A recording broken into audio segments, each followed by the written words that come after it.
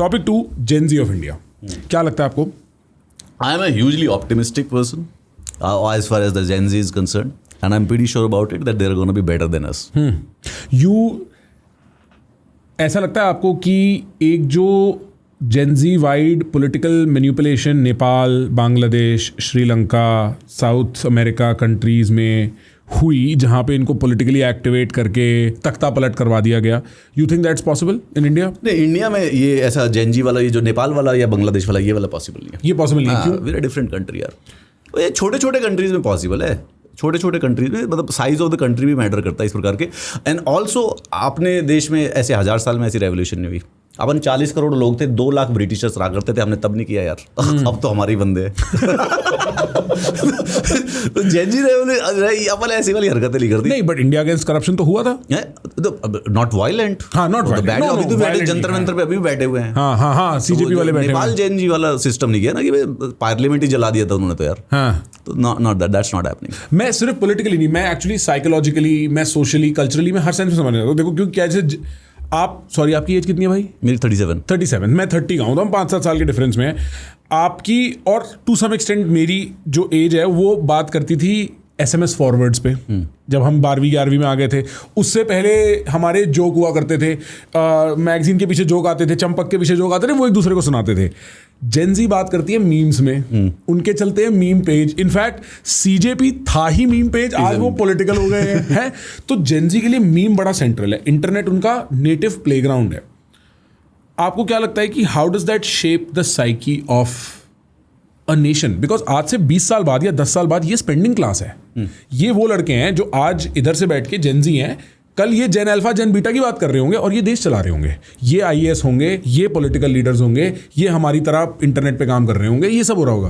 What do you think about that? तो यार, ये इंटरनेट ना सिर्फ और सिर्फ उनका एक नया प्लेग्राउंड है. मुझे लगता है हर जनरेशन का अपना आता है. मेरे दादाजी का रेडियो था, मेरे पापा का टीवी था, मेरा क्या कहते हैं फेसबुक हो गया, इनका इंस्टाग्राम हो गया. Nothing surprising and nothing knew about it. It's just the medium has changed. Language और लिंगो हर जनरेशन की अपनी अलग अलग होती है. ठीक है, अपने आप को सेपरेट करने के लिए उसमें भी कोई बड़ी बात नहीं है. और मैं बहुत स्ट्रांगली मानता हूँ ये वाली बात कि हर नई जनरेशन पिछले वाली से अच्छी करती है और अच्छा होती है. यही आज पिछले 2000 साल में हमेशा ऐसा ही हुआ है. जैसे ही कोई आदमी 40 साल से ऊपर होता है, उसका ओपिनियन होता है ठुल्ला. वो आदमी काम की और ढंग की बात कर ही नहीं सकता. 3 साल बचे आपके पास. I know, I should not be respected and my opinion should not be listened after 3 years.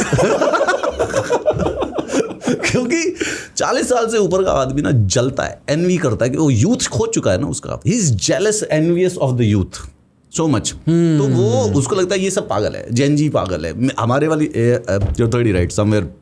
सो हमारे वाली जनरेशन में एक दिन कहीं पे MTV पे वो गाना आया था, काटा लगा. ठीक है, ठीक है भाई. मेरे टीचर्स और मेरी पूरे समाज वो तो स्कैंडलस हो गए. दे भी लाइक कि मॉरली क्रैश हो चुकी है भारतीय सोसाइटी, खत्म.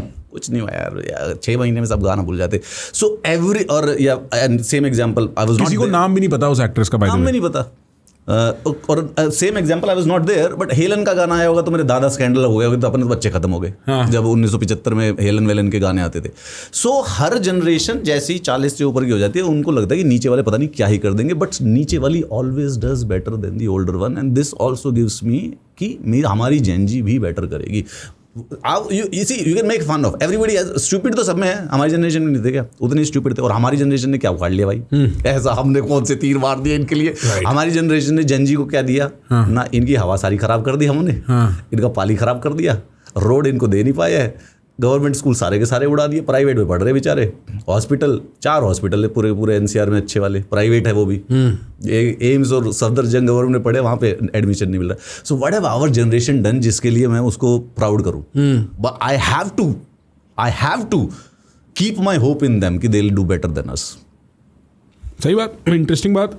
We are the corrupt generation. We have actually screwed the future of the Gen Zs. We should be blamed. क्या छोड़ा इनके लिए? पेड़ छोड़ रखे हैं कहीं पे तुमने? एनवायरनमेंट छोड़ रखा है? कोई नदी छोड़ रखी है? पहाड़ छोड़ रखे हैं इनके लिए? कुछ हमने क्या दे दिया हमने जेन जी को? हमें जेन जी को ब्लेम करने का हक किसने दे दिया? क्या बोलते कि क्या करते, क्या करेगी जेन जी? अरे क्या करेगी? तुम सब कुछ तोड़ ताड़ के जा रहे हो, तो वो क्या करेगी बेचारे? बट दिल स्टिल लिव, दिल live in a broken world. We are the one who broke that world. We are responsible.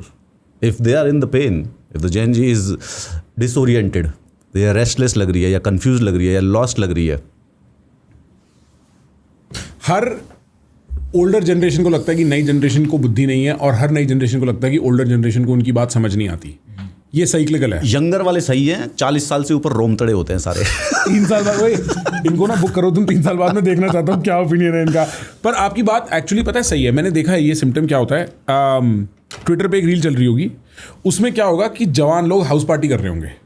अब 20-22 साल के बच्चे तो शराब पीते हैं. हाँ, तो 20-22 साल उनके बाप भी पीते हैं, तुम्हारे बाप भी पीते हैं शराब, ठीक है. वो अब पी के बिना किसी फिक्र के, क्योंकि जीवन का भार उनके कंधों पे अभी आया नहीं है, वो नाचते हैं. तुम्हारी क्यों जल रही है भाई? Thank you for pointing out. Every time कोई तेरे को लड़की के डांस वाला कॉलेज वाला जाए भाई, ट्विटर पे आउटरीच होती है कि ये तो हमारी जनरेशन खराब कर रहे हैं, ये तो हमारी सिविलाइजेशन खराब कर रहे हैं. क्या हो गया? हाँ भाई यार, किड्स आर डांसिंग मैन, बच्चों को जीने तो दे यार. You are the paedophile. नहीं, बट मैं आपकी बात समझ रहा हूं. पर देखो ना भाई, ऐसा है, अगर एक आदमी अपने साथ ऑनेस्ट हो, आप जैसे नियर 30 आने लग जाते हो ना, चाहे आप कितने भी प्रिविलेज बैकग्राउंड से क्यों ना हो, रिस्पॉन्सिबिलिटी का भार बनना शुरू हो जाता है. आप शादी की बात करने लगते हो, कुछ लोग शादी करके बच्चे कर लेते हैं, आप अपने पापा के बिजनेस में बैठ जाते हो, कोई जॉब पकड़ लेते हो, कुछ कोई भी सर्कमस्टेंस हो ऊपर से नीचे तक. और जितना आदमी गरीब होता है उतनी ही जल्दी एज आती है, 21-22 में आ जाती है किसी के लिए. एक बार वो होने लग जाता है तो आपको, मेरे को, हम दोनों को पता है ना कि लाइफ चेंज हो गई हमेशा के लिए.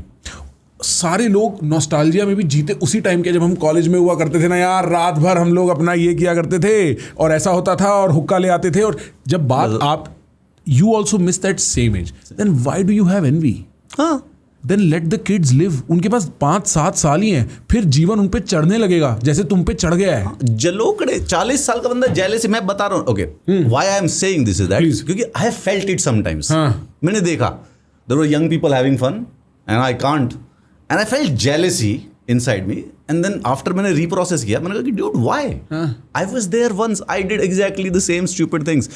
अच्छी सोसाइटी पता कौन सी होती है प्रखर?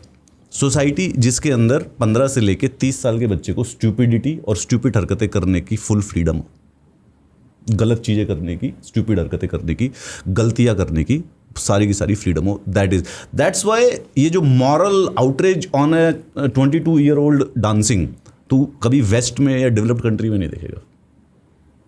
Because there the child is, और even the adult is seen as the कि ठीक है यार 22 साल गए कर लेगा, आज डांस कर रहा है. मैं तो ये कहता हूँ कि सपोज कर किसी को डांस करते हुए देख लिया, अपन फेल हो गया, पढ़ाई नहीं कर रहा, फेल हो जाए अगले साल कर लेगा. क्या ये पेपर ही तो है कि 6 महीने बाद, हर 6 महीने में नए पेपर हो जाएंगे यार.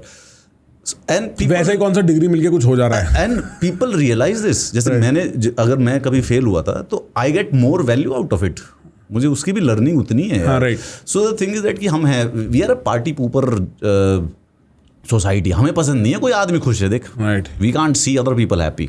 इट्स क्योंकि देखो हमारे यहाँ पे समस्याएं इतनी ज़्यादा है ना कि दूसरा आदमी खुश होता है तो जलन होती है अंदर से, इंटरनल. क्योंकि आपने ये पॉडकास्ट क्लिप लास्ट तक देखी है, YouTube algorithm is suggesting that आपको ये वाली क्लिप भी बहुत पसंद आएगी.